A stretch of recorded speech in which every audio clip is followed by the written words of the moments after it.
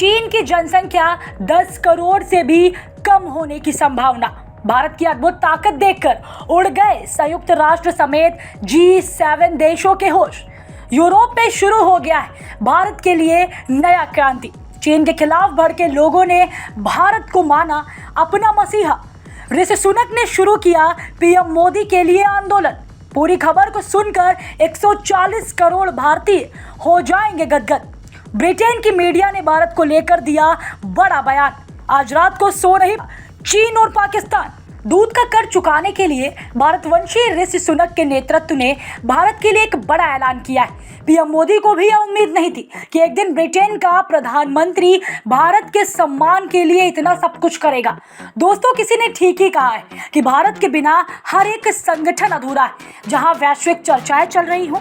उदाहरण के तौर पर आप देख सकते हैं, यूनाइटेड नेशन ने आज तक भारत को अपना परमानेंट मेंबर नहीं बनाया और ना ही हमें वीटो पावर दिया।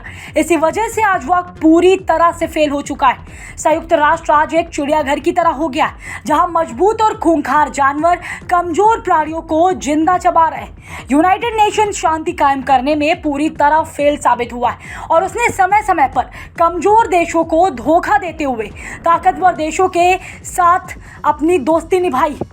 ऐसे में दुनिया ने देखा है कि जिस संगठन में भारत ना होता है उस संगठन का हश्र बेहद बुरा होता है। इसी वजह से अब तक दुनिया में बड़े तमाम ग्रुप भारत को अपना मेंबर बनाने को अचानक बेचैन हो उठे हैं।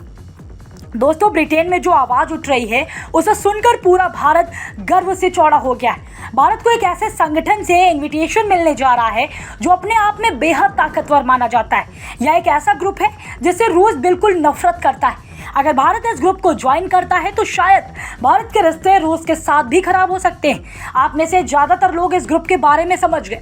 दोस्तों, यहाँ हम बात नाटो की नहीं कर रहे हैं बल्कि एक ऐसे संगठन की कर रहे हैं जिसने आज से कुछ साल पहले रूस को लात मार कर बाहर निकाल दिया था।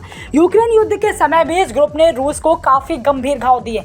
तो ऐसे में अब यह सवाल उठ रहा है कि अगर भारत इस ग्रुप में शामिल होता है तो क्या इससे रूस के घाव पर नमक छिड़कने जैसा माना जाएगा, क्योंकि रूस इस ग्रुप से बेहद नफरत करता है। पुतिन इस ग्रुप के मेंबर्स को देखना तक नहीं चाहते। दोस्तों, हम बात कर रहे हैं G7 ग्रुप की, जहां अब भारत की एंट्री लगभग तय मानी जा रही है, जिसके बाद यह ग्रुप एक अंक बनकर G8 बन जाएगा। अगर भारत इस ग्रुप में शामिल होता है तो दुनिया का समीकरण बिल्कुल बदल जाएगा। जानकारों का मानना है कि भारत के इस ग्रुप में शामिल होने के बाद सबसे बड़ा नुकसान चीन को पहुंचेगा। दुनिया मानती है कि अगर चीन की दादागिरी खत्म करनी है, अगर डेवलपमेंट के मामले में चीन को टक्कर देनी या उसके जीडीपी रफ्तार को लगाम लगानी, तो उसके लिए धरती पर एकमात्र सिकंदर मौजूद है जिसका नाम भारत है।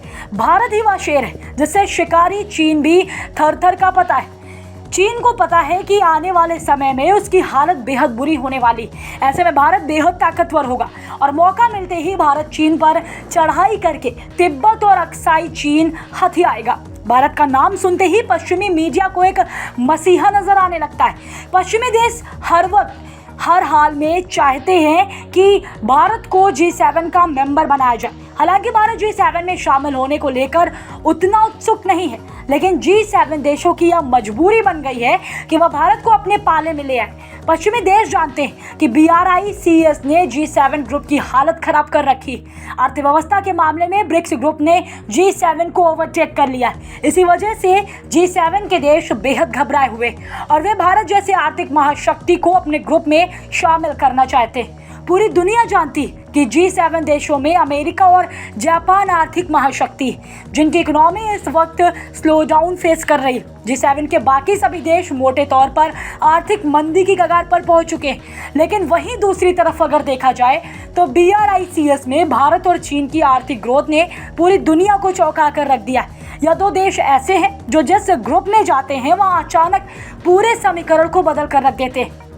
भारत और चीन में विशेष तौर पर सबकी नज़र भारत पर टिकी हुई है। दुनिया को पता है कि आने वाले कुछ सालों में ही चीन की आबादी घटकर 100 करोड़ से भी कम हो जाएगी।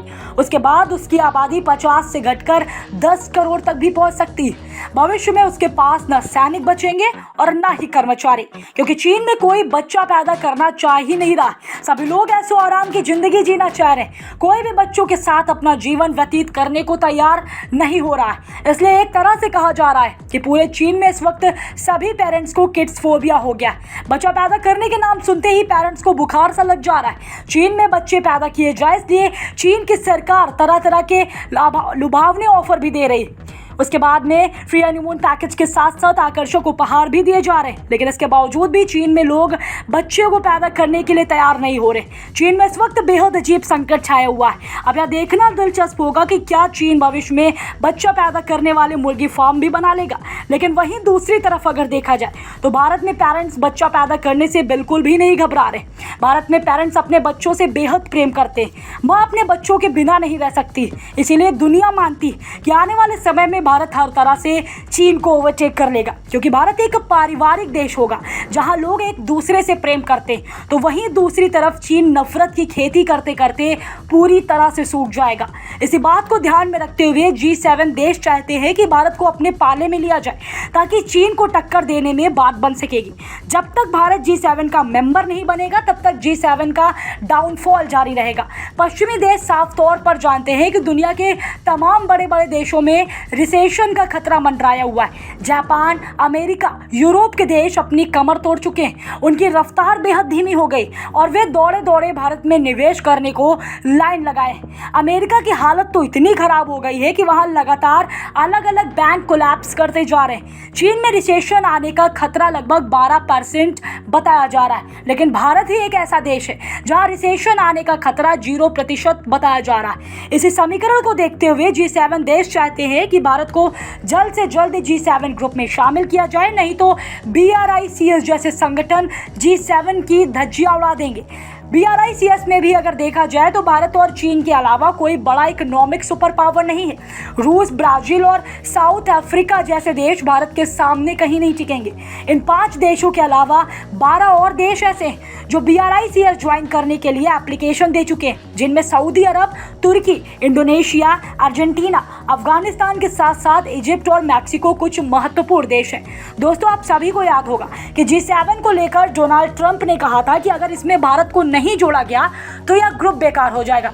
ठीक यही बात भारत ने भी UN को चेतावनी देते हुए कही कि अगर UN में भारत को परमानेंट सीट नहीं दी गई तो जल्द ही संयुक्त राष्ट्र एक कागज का टुकड़ा बनकर रह जाएगा। आने वाले समय में यह पूरी संभावना है कि G7 और ब्रिक्स देश दोनों मिलकर भारत को UN में वीटो पावर दिलाएंगे।